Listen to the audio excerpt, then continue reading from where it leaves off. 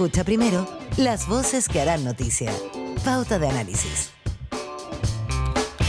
8:33 y estamos de vuelta aquí en Pauta de Análisis con el análisis precisamente con nuestros panelistas. Paula Walker, periodista y consultora en comunicaciones estratégicas aquí en el estudio, y a la distancia tenemos el honor de tener a Rodrigo Pérez de Arce, investigador asociado de Faro UDD.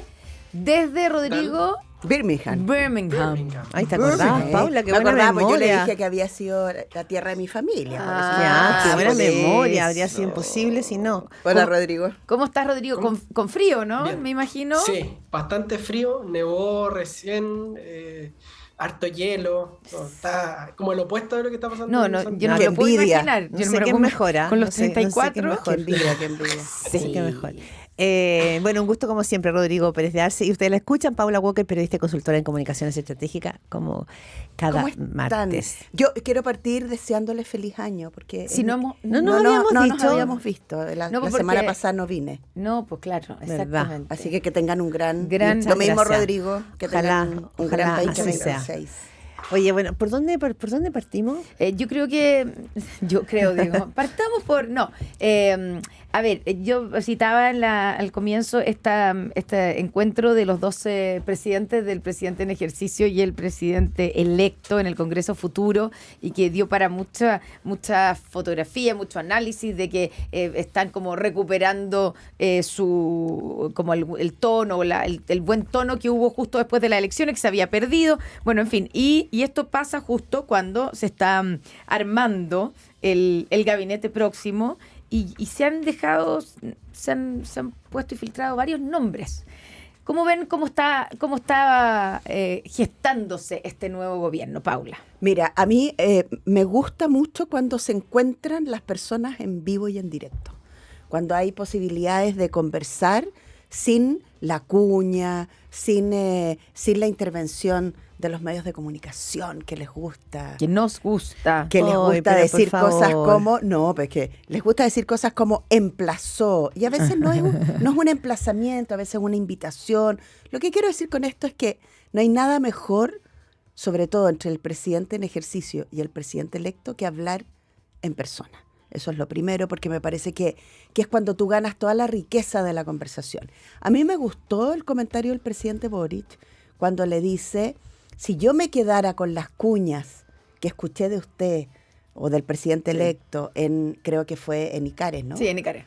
La verdad es que no podríamos conversar, entonces yo lo quiero invitar a que busquemos proyectos. Ayúdeme a que salga, y habló Sala de Cuna uno Sala Cuna Universal. que es muy importante, que es el de Sala Cuna Universal, 20 años, y además ya sabemos lo importante que es que los niños y las niñas puedan estar bien cuidados, y eso permita, escuchaba recién la entrevista que tenían, también que las mujeres puedan trabajar con ciertos espacios de mayor tranquilidad. Entonces, Entonces, que los niños, ojo, que son los más pobres sí, pues, de Chile. te escuchaba son los recién, niños. O sea, y eso lo dice la Casena, además, sí. históricamente, esto Sí, es un sí, sí, no es de ahora. es un tema de siempre. Entonces, por un lado, bien que conversen, y luego... y lo invitó Sí. a Le dijo: digamos, una reunión. ayúdeme, Sí. venga, conversemos, pero ayúdeme o ayúdenos a que el país tenga, después de 20 años, un sistema de cuidado que integre la posibilidad de un acceso a Sala Cuna sin el guarismo de las 20 mujeres, y entonces que eso es un enredo. Y por otro lado, es el momento de todo tipo de filtraciones con la composición de los equipos que van a asesorar al presidente como ministros y ministras y jefes de servicio. Y eso me parece que está igual que como ha estado siempre. Sí. Nombres van, nombres vienen. Pero quizá, y bueno, y le preguntamos también a Rodrigo, quizá hay una diferencia. A diferencia de otros momentos o entrega de gabinete, la expectación era respecto del gabinete completo. Y a veces se entregaba alguna señal. En el caso de Boric, por ejemplo, tuvo que entregar una señal respecto a su ministro de Hacienda para que los agentes económicos estuvieran un poquito tranquilos. Recordemos con Tal el cual. programa que llegó el presidente Gabriel Boric y su coalición a Prueba de Dignidad en su minuto. Pero normalmente se entregaba la planilla completa. Aquí ya sabemos quién es el ministro de Hacienda, lo presentó formalmente frente a Icares, ya sabemos que Martina Rao va a ser su ministro de Obras Públicas, ya sabemos quién va a ser su ministro del Interior. Es decir, también hay un diseño distinto respecto de la entrega de ese gabinete. Pero para preguntarle y darle el pase a Rodrigo Pérez de Arce, ¿cómo has visto tú estos primeros días? Y primero está este choque como de narrativas entre el presidente electo y el presidente saliente. Sí, a ver, lo primero es sumarme a Paula respecto de la transparencia. Demasiada transparencia muchas veces vuelve muy difíciles las conversaciones. Y de hecho, creo que, por ejemplo, la Convención Constitucional sufrió mucho de eso, que todo estaba televisado, todo era con luces, no había ninguna conversación más o menos seria.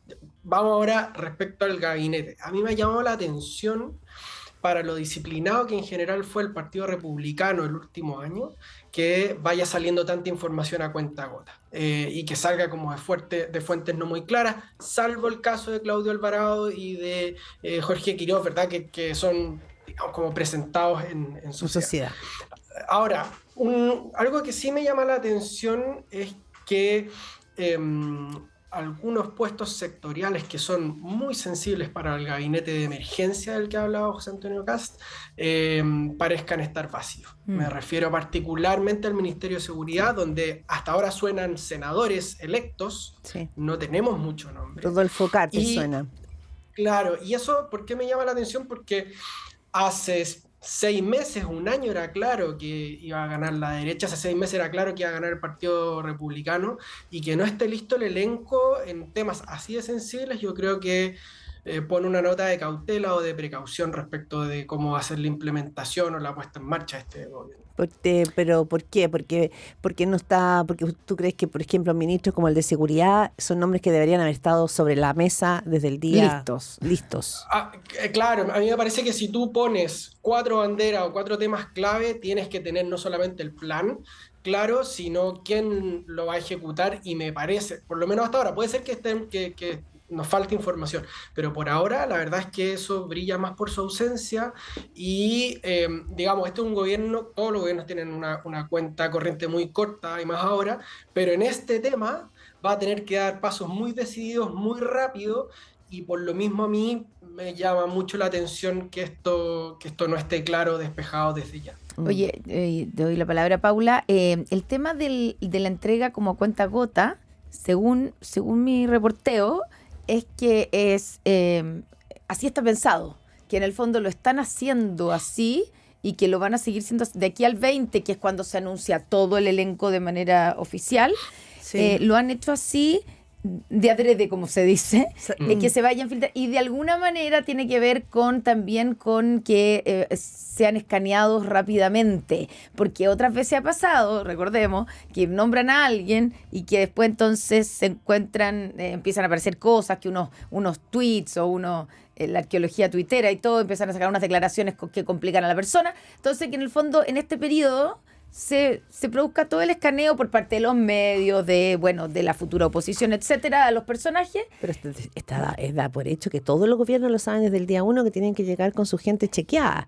Y pero Rodrigo, igual hay cosas que se te pueden pasar, ¿no? No sé. A ver, esto, 2 cosas. La estrategia globo sonda es tiro un nombre, lo pruebo y veo si, como dice Connie, no solo si flota, sino que si además no aparece alguna cosa que nosotros no sabíamos. Parece evidente que uno tiene que saber todo de las personas que nombran. Pero en mi caso, me tocó participar en 2 gobiernos y en ambos casos, las primeras elecciones de ministros y ministras, tú le preguntas a las personas cosas. Y las personas dicen, no tengo ningún problema con... Preguntas 2, 3 veces. Además del chequeo evidente que hay que hacer. Y lo que quiero decir es que las personas también olvidan algunas cosas con una facilidad bien, cosas de su biografía. Con una facilidad bien impresionante. Entonces, si es teoría de globo sonda, interesante, y por lo tanto habría que esperar hasta el momento mismo en que el presidente electo diga, estas personas son realmente mis colaboradores. ¿Y qué te parece con el tema de que todavía no haya nombre, o sea, lo que vemos, ¿cierto? Que esté costando tanto llenar el cupo que parecía ser la prioridad número 1 del gobierno en el Ministerio de Seguridad? Sí, es sorprendente, yo estoy de acuerdo con lo que plantea Rodrigo. Y también me parece interesante el debate que se ha dado parece ser ahí, que hay ahí algo que había en el diseño inicial y que hay un choque entre los participantes del próximo gobierno, y es la definición si tiene que ser un civil, una persona que viene del mundo civil, o una persona que viene del mundo de las Fuerzas Armadas y las policías. Y todo indica hasta ahora que va ganando la teoría de que sea una persona del mundo civil. Cosa que es bien razonable también, porque ha sido la práctica. No hemos tenido nunca un no. ministro o ministra de las Fuerzas Armadas, digamos. Porque además las Fuerzas Armadas tienen culturas internas muy distintas. Entonces, si tú pones a un ex carabinero, por ejemplo, al tiro se te arma un lío con las policías, Sí. con la policía, La PDI. la PDI, ¿no? Y si pones a una rama versus otra, también hay temas de culturas internas. Entonces, me sorprende que efectivamente, seguramente había un diseño que cogió justamente por el tema de el mundo civil o las Fuerzas Armadas. Ese debate también me parece interesante de conocer un poquito más. Pero tienen que apurarse, porque Ahora, ese es un tema central sí. en el nuevo gobierno. Hay otro punto que es interesante porque bueno, estamos a 7 días de la entrega del gabinete. Rodrigo Pérez de Arce, tú que estás ahí siempre mirando a la derecha, tratando de seguir en la pista, ¿no es cierto?, a lo que se va configurando. También llama la atención porque José Antonio Kast ha estado muy él mismo, personalmente, encima de la redacción de su gabinete. Y eso lo harán todos los presidentes, pero quiero decir que no se ve, y lo reconocía la diputada Jimena Osandón de Renovación Nacional. Ella decía que había una participación, un ofrecimiento medio pobretes, digamos, a su partido. No están los grandes partidos, esos partidos con músculo político, pueden ser partidos viejos, pueden ser partidos que ya no tienen la vitalidad, ¿no es cierto?, un partido joven, pero no están esas espaldas políticas. Bueno, está en García Ruminote, en Secpress probablemente, pero no están esas figuras como descollantes de la política tradicional. Eso es bueno, es malo, es importante para que Kast logre un camino nuevo a través del Partido Republicano. Es malo por la experiencia de este gobierno incluso, ¿no?, cuando metió mucho independiente y después terminó pidiéndole agüita, no quería decir la palabra, pero agüita al Partido Socialista, esa es la verdad. Sí. Sí. ¿Cómo lo ves? A ver, a mí más que los nombres me interesa cuál es la tesis política que va a haber detrás del gobierno. Porque los nombres pueden cambiar. Sí. Lo que se está imponiendo aquí, yo veo, es un gabinete más bien de la confianza de José Antonio Kast, un gabinete armado más bien a su pinta, a su comodidad, ministros que sean lo más leales a él. Si se fijan, todos los nombres que han trascendido siempre han sido leales o se han comportado lealmente respecto a José Antonio Kast. Ahora, veo que ese tono, esa tesis tiene dos problemas. Uno es que no tiene a los partidos, como hablábamos antes. Y de hecho hay uno que yo creo que le va a dar dolores de cabeza importantes, que es el Partido Nacional Libertario.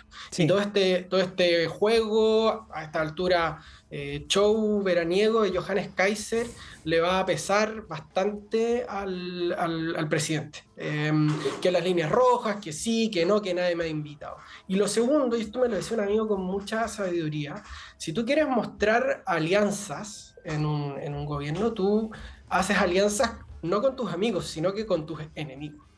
Y yo acá solamente veo amigos de Kast, y creo que tú tienes que subir al bote a aquellos que te pueden hacer la vida más difícil. Entonces ahí creo que hay un punto ciego de lo que ha trascendido, obviamente. Y lo último que me llama la atención es que, de nuevo, todos estos son trascendidos. Hay una mezcla bien llamativa entre nombres sin mucha experiencia política, por no decir nula experiencia política, que son varios, o sea... Sí, la vocera, por ejemplo, la vocera del gobierno. Guillermo Turner en defensa, Pérez Maquena en Cancillería, Mara Cedini en la vocería. Junto con personajes que tienen bastantes enemigos. Iván Produje, Luis de Grange, que son, digamos, una mezcla que yo creo que puede generarle mucho conflicto a un gobierno que no va a tener mucho espacio para improvisar, y aquí no hay como un fixer, como un resolvedor de problemas en este gabinete hasta ahora. Mira, dos cosas en eso, de lo que dice Rodrigo. Lo primero es que yo creo que el presidente está haciendo algo súper razonable, que es ir a buscar a la gente que siente cercana y que no tiene dudas de que va a estar detrás de él. Porque este va a ser un gobierno que tiene una altísimas expectativas, que tiene un bastante adversario por lado y lado, es decir, hay adversarios hacia su centro izquierda y hacia la derecha también. Y yo creo que sí hay una persona que cree, hay un grupo de personas que creen que lo van a resolver todo, que es el segundo piso.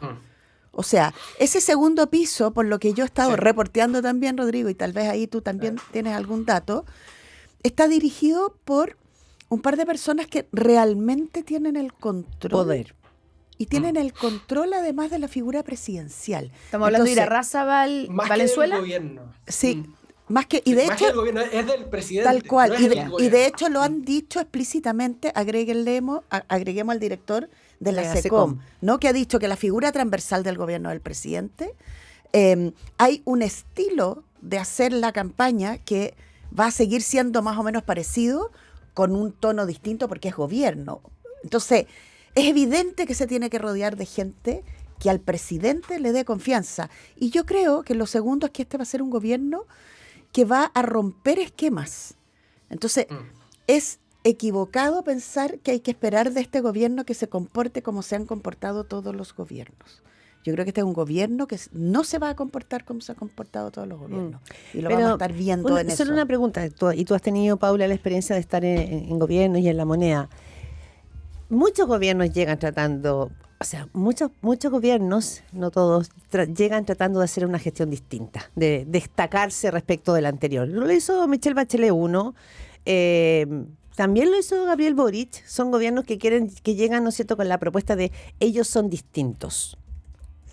Pero algo pasa con la inercia, con el sistema presidencialista, que finalmente te va encauzando y te va llevando a un lugar en que los márgenes de hacer algo tan distinto no te lo permite. Hay una inercia, ¿no? No sé cómo lo ves tú, Rodrigo. Sí, no, sin duda hay una inercia, es una inercia muy fuerte. La moneda es un edificio pesado, ¿no? Tiene las murallas bien gruesas y por lo mismo la camiseta pesa. Entonces, es muy diferente estar en plan campaña a cuando tienes que estar resolviendo miles de problemas, cuando los imprevistos son muchos, que lo que dice un seremi en una región extrema te puede hacer tambalear toda tu agenda. Entonces, creo que lo que dice Paula es bien cierto. Aquí parece haber un diseño donde prima un cerebro que manda mucho, que controla todo lo que pasa, que va a estar instalado en el segundo piso, y ministros y ministras que van a estar respondiendo, obedeciendo a esas instrucciones. Ahora, la realidad siempre se impone y ahora yo veo que hay algunos factores de contexto que son particularmente delicados. Uno es la composición del Congreso, que aunque tú quieras, vas a entrar a negociar, los incentivos son distintos en la Cámara respecto de lo que hay en el Senado, eso lo hemos hablado. En un lado tienes que convencer al partido de la gente, en otro a figuras de centro como Matías Walker, y si es que asume el senador Calisto. Entonces eso es un problema. Dos, las expectativas de hacer algo rápido y las limitaciones mismas del poder presidencial. Esto es bien paradójico. En Chile el presidente concentra muchas atribuciones, pero al mismo tiempo depende para hacer cualquier cambio relevante del Congreso. Y por lo mismo hay pocos incentivos para colaborar con el presidente respecto de parte de una parte de la oposición, al menos, que va a querer hacerle la vida de cuadritos, que va a querer ponerle piedra en el camino, y que yo saludo que el presidente quiera hacer las cosas nuevas, porque estamos metidos como en un vórtex institucional muy, muy terrible hace mucho rato. Pero al mismo tiempo creo que hay que tener mucha mesura y mucha cautela. ¿Por qué? Porque este diseño de una cabeza pensando y dando instrucciones ya se aplicó en el Consejo Constitucional, con las mismas cabezas, las mismas personas, otros jugadores en cancha quizá, y no funciona. Oye, y una cosa más, los gobiernos necesitan 3 cosas al menos, combinar 3 cosas para que la cosa funcione, independiente además de la contingencia. Pero hay 3 vértices de un triángulo para que pueda funcionar bien: la comunicación, la política y la gestión. Ese triángulo es bien virtuoso para la gestión de gobierno. Es decir, si yo le pongo demasiada política poca comunicación y poca gestión, no sirve. funciona.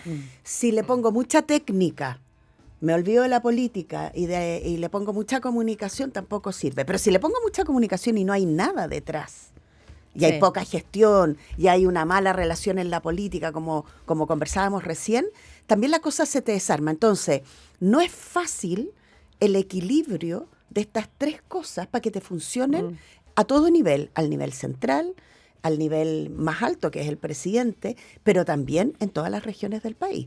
Esto de que el Ceremi cometa el error en la región más del norte o más del sur y te altera la agenda, es un clásico. Sí. Entonces la contingencia te cuesta mucho porque tú además tienes que desplegar tu promesa de campaña. Y lo que puede pasar, si no recordemos lo que fue el gobierno del presidente Piñera, un gobierno que entre el estallido social y la pandemia solo desplegó, no sé, 1/8 de su promesa para ese periodo y tuvo que entender, apropiarse de la contingencia y salir bastante airoso de esa contingencia que es. Bueno, y algo parecido también tuvo que hacer el presidente Boric por otras razones, Tal cual. pero también dejar hacer así un, Entonces la pregunta un es- rollito con el Tal cual. programa y Y la pregunta es cuál contingencia le va a significar al presidente un retraso del despliegue de su promesa. Rodrigo Pérez de Arce, para ir cerrando, ¿a ti te queda claro cuál es el sello con el que va a asumir el próximo 11 de marzo el presidente electo José Antonio Kast? ¿Lo ha logrado delimitar, diseñar o generar como energía, digamos, en estas semanas como presidente electo? Un poco en la línea de lo que tú decías, lo que deja ver su gabinete, pero también ha hecho giras internacionales. También, ¿te queda claro con qué sello va a entrar? Sí, yo creo que todavía hay que ver cómo se va a comportar él cuando tenga toda la atención nuevamente sobre sus hombros, ¿verdad? Y cuando no controla la agenda. O sea, ayer o anoche salió una declaración del presidente de Perú que el corredor humanitario no va, y eso vas a tener que aprender a vivir con eso.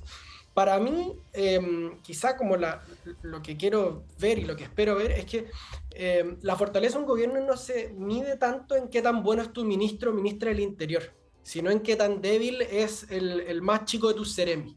Es ahí donde se juega el partido y es ahí donde yo creo que va a haber más problemas porque tú vas a tener que designar a literalmente miles de funcionarios que son potenciales focos de conflicto, que te pueden destapar casos de corrupción, que puede haber mal uso de recursos públicos, ojalá no lo haya, y que pueden demorar esta agenda que va a exigir una impronta de emergencia muy particular. Es decir, van a tener que haber ministros, ministras, subsecretarios, etcétera, que estén muy a caballo, que estén mostrando todos los días cosas. Y eso yo creo es muy difícil de conseguir y ojalá se logre, porque los problemas que tenemos por delante son importantes y hay que resolver. Rodrigo Pérez de Arce, Paula Walker, como siempre, muchas gracias por estar con nosotros en este análisis. La próxima semana ya vamos a tener los nombres. Deberíamos tenerlos, así que vamos a poder ahí así profundizar. Un abrazo, Rodrigo Pérez de Arce, muchas gracias por conectarte tempranito desde allá y nuestra querida Paula Walker también. Gracias a ustedes. Como siempre acá en los estudios de Pauta.